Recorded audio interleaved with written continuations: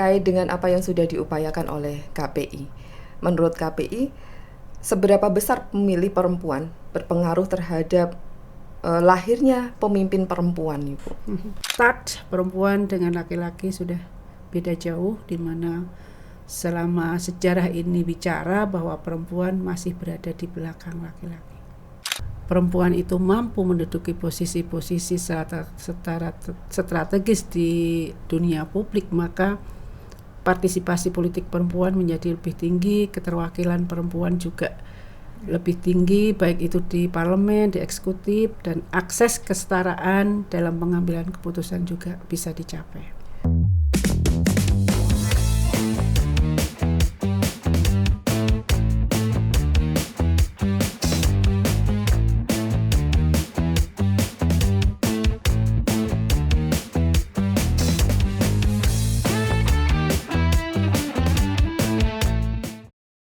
Hai teman pemilih, apa kabar? Semoga selalu sehat ya. Senang sekali saya bisa kembali menjumpai teman pemilih, tentunya untuk memberikan informasi terkait dengan pemilu maupun informasi penting lainnya yang pasti menarik untuk kita ikuti.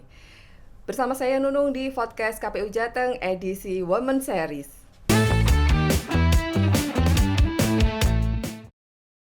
Teman pemilih, berbicara tentang pemilu, tentunya tidak lepas dari peran perempuan yang mempunyai posisi strategis. Dan untuk podcast KPU Jateng edisi Women Series kali ini, kita sudah hadirkan salah satu tokoh perempuan di Jawa Tengah yang tentunya sangat berpengaruh. Beliau merupakan salah satu pimpinan organisasi di Jawa Tengah dan mungkin nggak asing buat teman pemilih. Langsung saja kita sapa beliau. Beliau adalah Ibu Satuf Hidayah, Ketua Koalisi Perempuan Indonesia Jawa Tengah. Ibu, apa kabar? Alhamdulillah baik. Terima kasih sudah berkenan hadir di studio podcast KPU Jateng. Terima kasih. Assalamualaikum warahmatullahi wabarakatuh. Salam kenal pemilih, khususnya perempuan. Saya dari Koalisi Perempuan Indonesia Jawa Tengah. Kali ini diundang oleh Komisi Pemilihan Umum Jawa Tengah untuk bersama-sama dengan kalian bicara soal demokrasi di Jawa Tengah. Luar biasa, mantap sekali berbicara tentang perempuan, nggak lepas, lebih tepatnya mungkin berbicara tentang demokrasi nggak lepas dari peran perempuan yang saat ini juga menjadi fokus perhatiannya KPI Jawa Tengah di bawah kepemimpinan Ibu kali ini. Tentunya sudah banyak program yang dijalankan oleh KPI, Ibu. Ya, sebelumnya saya mengenalkan bahwa Koalisi Perempuan Indonesia sebagai salah satu organisasi masyarakat yang bersifat dinamis bergerak bersama-sama dengan anggota kami di Jawa Tengah, memang punya tagline yang hampir sama dengan Komisi Pemilihan Umum untuk kesadaran dan demokrasi, Jadi kami punya tagline memang untuk mengusung bagaimana perempuan memiliki peran yang sama dan bersama-sama dengan masyarakat yang lain memberikan suaranya, memberikan pikirannya, memberikan tenaganya untuk demokrasi di Indonesia. Sebagai salah satu organisasi yang fokus kepada perempuan, Ibu, apa yang sedang diupayakan oleh KPI? Agak-agak ini ya Ibu, karena nggak jauh beda ya antara KPU dan KPI.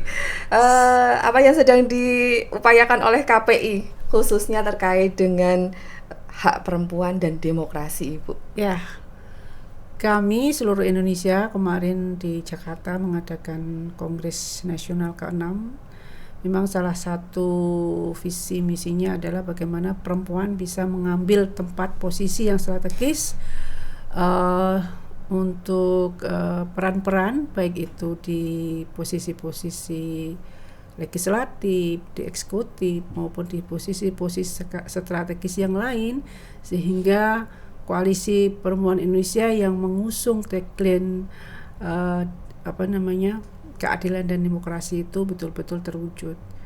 Jadi menjadi organisasi yang bersifat penggerak, maka bagaimana mengupayakan hak-hak perempuan itu bisa setara dan secara adil bersama-sama dengan elemen masyarakat yang lain untuk menjadikan Indonesia lebih maju. Ibu terkait dengan apa yang sudah diupayakan oleh KPI. Menurut KPI, seberapa besar pemilih perempuan berpengaruh terhadap lahirnya pemimpin perempuan, Ibu?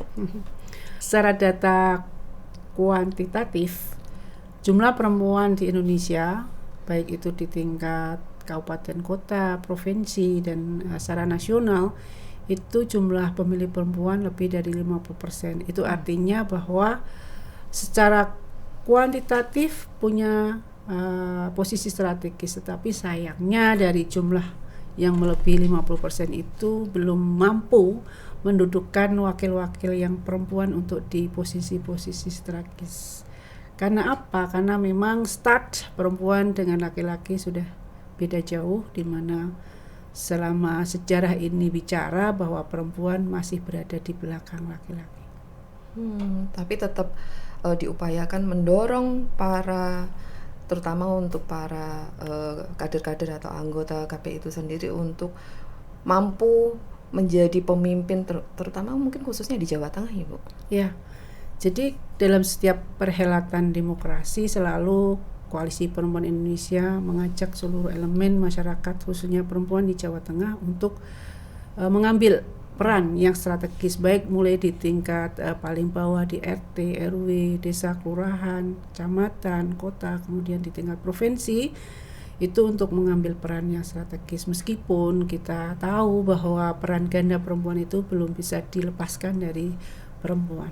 Namun demikian, hari ini sudah mencatat sejarah banyak perempuan-perempuan yang bisa duduk baik di peran eksekutif, legislatif, dan peran-peran strategis yang lain di Jawa Tengah.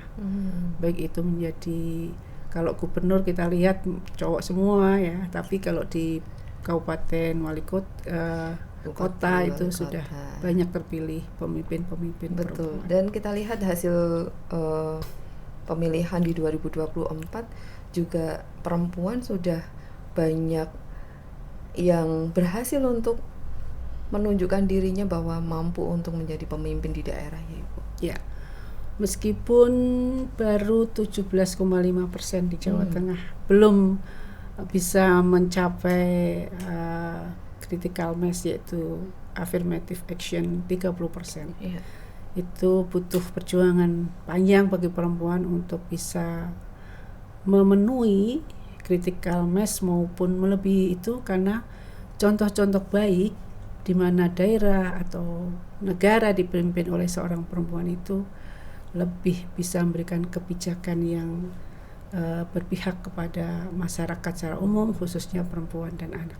Betul sekali, Ibu. Dan kami berharap, saya juga sebagai perempuan harapannya juga masih banyak teman-teman pemilih perempuan nanti yang tergerak hatinya setidaknya untuk mencalonkan diri sebagai pemimpin-pemimpin di Jawa Tengah.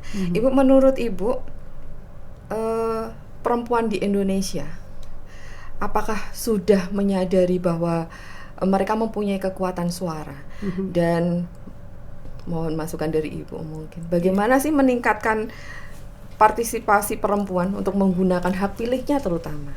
Ya, memang di Indonesia itu paradigma tentang berpolitik masih belum diterima secara baik oleh perempuan, karena merasa bahwa politik adalah dunia maskulin atau dunia laki-laki. Namun demikian, dari jumlah yang melebihi 50% ini menjadi satu potensi bagi para perempuan untuk selalu bergerak mengisi ruang-ruang strategis, baik mulai dari peran-peran yang ada di tingkat bawah sampai ke tingkat yang lebih tinggi lagi. Dan hubungan perempuan dengan indeks demokrasi sudah menunjukkan bahwa ketika perempuan itu mampu menduduki posisi-posisi strategis di dunia publik, maka partisipasi politik perempuan menjadi lebih tinggi, keterwakilan perempuan juga lebih tinggi, baik itu di parlemen, di eksekutif, dan akses kesetaraan dalam pengambilan keputusan juga bisa dicapai. Perempuan saat ini menjadi salah satu segmen yang menjadi perhatian oleh KPU, Ibu. Melalui KPU Republik Indonesia memerintahkan kepada jajaran di bawah di KPU provinsi dan KPU kabupaten kota ini untuk lebih fokus kepada Salah satunya adalah perempuan, segmen perempuan. Mohon tanggapan Ibu. Ya, karena ketika kuantitas lebih tinggi meningkat peran serta perempuan itu berarti tingkat indeks demokrasi di Indonesia akan semakin tinggi. Tetapi sayangnya kita di tingkat nasional belum mencapai, di tingkat provinsi apalagi, di tingkat kabupaten kota juga masih jauh dari kuota 30%. Karena ini sejarah panjang Mbak Nunung, bahwa perempuan itu menduduki posisi yang lebih terbelakang, subordinat dibanding dengan laki-laki. Kemudian stigma di masyarakat bahwa perempuan itu baiknya berperan di domestik, yang orang berkata sumur dapur kasur, atau macak manak, apalagi masak itu menjadi dunianya perempuan. Padahal itu tidak, bahwa peran domestik bisa berbagi relasi dengan laki-laki, atau suami dan istri itu harus bisa berbagi peran. Namun karena memang menjadi budaya patriarki di mana laki-laki lebih mendominasi, maka dianggap bahwa perempuan belum layak terjun di dunia publik atau di dunia politik. Banyak perempuan yang sekarang ini sudah duduk di posisi publis, seperti di kepala daerah atau di parlemen, mereka belum bisa lepas dari peran ganda, yaitu peran domestik. Dan sayangnya juga bahwa stigma perempuan ketika dia menjadi seorang pemimpin, kemudian ada kesalahan sedikit, maka yang menjadi penilaian bahwa dia tidak mampu karena perempuan. Karena keperempuannya, bukan karena hal-hal yang lain yang melemahkan seorang perempuan. Nah, ketika laki-laki ada kekurangan, maka dianggap mungkin itu khilaf, atau mungkin ada sedikit kesalahan. Tapi begitu perempuan yang salah, maka yang dituduh karena dia berjenis kelamin perempuan. Ini yang disayangkan. Masih dianggap belum setara lah ya Ibu. Yeah. Di beberapa golongan, mungkin di beberapa lapisan masyarakat belum bisa memberikan kesetaraan kepada perempuan itu sendiri. Ibu, ketika melihat politik perempuan, adakah perubahan yang Ibu inginkan? Ya, berharap bahwa di suatu saat nanti Indonesia betul-betul memiliki kesadaran dan mencapai kesetaraan untuk perempuan bisa mencapai posisi strategis. Dan sayangnya sampai hari ini itu ketika perempuan ada di dunia politik, banyak hal yang menghambat bagi perempuan, terutama ketika dia terjun di dunia politik atau politik praktis menjadi seorang caleg. Itu biasanya partai politik tidak memberikan porsi yang khusus bagi perempuan, sementara startnya sudah jauh di belakang. Yang utamanya adalah dari sisi modal. Akses modal ini menjadi alasan bagi perempuan untuk tidak bisa menang dari laki-laki. Kemudian yang kedua karena diskriminasi, juga stigma tentang perempuan. Ketika perempuan akan duduk menjadi seorang anggota legislatif, maka dikhawatirkan nanti tidak bisa menjalankan tugasnya dengan baik. Kemudian ketidakberdayaan perempuan itu ketika memang tidak ada penyiapan khusus. Harusnya baik di partai politik maupun di lembaga-lembaga yang lain itu seorang perempuan harus disiapkan sejak awal. Baik itu sisi kapasitasnya, sisi kemampuan berbicaranya, kemampuan perencanaannya dan lain sebagainya, bahkan didukung secara finansial, sehingga perempuan tidak hanya boleh nyalon tetapi wajib menang. Itu yang memang harusnya demikian. Tetapi karena memang kondisi hari ini belum bisa mendukung ke arah sana, maka itu perlu dorongan-dorongan yang lebih bagus lagi. Apakah ini berarti afirmasi keterwakilan perempuan sebanyak 30% ini menurut Ibu masih kurang efektif? Ya, karena nyatanya tidak efektif mendudukkan calon-calon perempuan untuk bisa berhasil mencapai kemenangan, bahkan bisa duduk di lembaga-lembaga legislatif atau Ya. di pimpinan-kepemimpinan kepala daerah. Baik, Ibu. Kali ini kita mengangkat tema Si Vote Si Leads. Seberapa penting untuk masa depan demokrasi? Itu penting banget ketika indeks demokrasi perempuan menempati posisi yang signifikan, maka kebijakan lebih berperspektif keadilan gender. Kemudian kita ambil contoh bahwa di negara-negara yang memiliki porsi kuota lebih dari 50% itu lebih maju dan lebih cepat mengatasi masalah seperti dulu waktu zaman Covid di Selandia Baru. Kemudian sekarang ini kuota lebih dari 50% di Afrika, di Rwanda. Itu kebijakannya lebih perspektif gender, terutama undang-undang yang mengatur tentang perlindungan terhadap perempuan dan anak itu lebih cepat diselesaikan. Itu yang menjadi contoh baik ketika kepemimpinan oleh seorang perempuan. Dan harapannya perempuan tetap bisa tampil, nggak hanya di daerah saja, tapi Di tingkat perempuan nasional, ya. betul sekali, sepakat dengan Ibu. Tidak hanya di daerah, tapi harapannya di internasional juga diperhitungkan. Betul. Dari daerah. Ya. Jadi partisipasi perempuan itu bisa sama dengan penguatan demokrasi. Sepakat saya dengan Ibu. Iya. Dan tentunya pemimpin perempuan akan lahir dari kesadaran pemilih perempuan itu sendiri, ya Ibu. Ya. Jadi berharap bahwa pendidikan politik senantiasa dilakukan mungkin di organisasi-organisasi perempuan, bahwa tidak hanya kumpul-kumpul saja, arisan, membicarakan simpan pinjam dan lain sebagainya, tapi bagaimana sebuah organisasi perempuan itu menyiapkan kader terbaiknya untuk bisa menduduki posisi strategis. Betul sekali, saya sepakat dengan Ibu, dan harapannya melalui Koalisi Perempuan Indonesia Jawa Tengah, perempuan-perempuan semakin sadar, berdaya, dan bisa berpartisipasi aktif di dalam demokrasi. Siapa tahu Jawa Tengah bisa tampil di kancah internasional. Amin, insya Allah. Aku punya pantun, boleh? Boleh Ibu. Ya. Saya cakepin ya Ibu. Oke.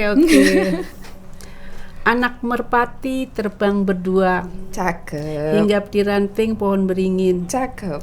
Suara perempuan adalah suara bangsa. Cakep. Jangan biarkan sunyi di ruang pemimpin. Oke. Luar biasa. Dan saya sepakat, jangan dibiarkan sunyi. Ya, Suara perempuan ini berarti dan punya kekuatan tersendiri. betul. Ibu, terima kasih sekali sudah berkenan hadir, memberikan banyak insight untuk teman-teman pemilih, khususnya untuk Sama-sama. perempuan. Saya juga terima kasih sudah diundang dan punya corong khusus untuk bicara soal partisipasi perempuan. Setelah ini boleh dong nanti minta Ibu hadir lagi di podcast KPU Jateng, mungkin kita insya akan mengambil Allah. tema yang lebih menarik lagi untuk Oke, teman-teman siap. pemilih. Sekali lagi terima kasih, salam sehat selalu Ibu, sampai jumpa di kesempatan baik lainnya. Terima kasih juga. Assalamualaikum warahmatullahi wabarakatuh. Waalaikumsalam. Ya teman pemilih, demikian tadi bincang-bincang saya bersama dengan Ketua Koalisi Perempuan Indonesia Jawa Tengah, Ibu Satu Hidayah. Terima kasih sudah selalu mengikuti media sosial KPU Provinsi Jawa Tengah, tentunya untuk mendapatkan informasi terkait dengan pemilu maupun informasi penting lainnya. Jumpa lagi dengan saya Nunung di podcast KPU Jateng episode selanjutnya.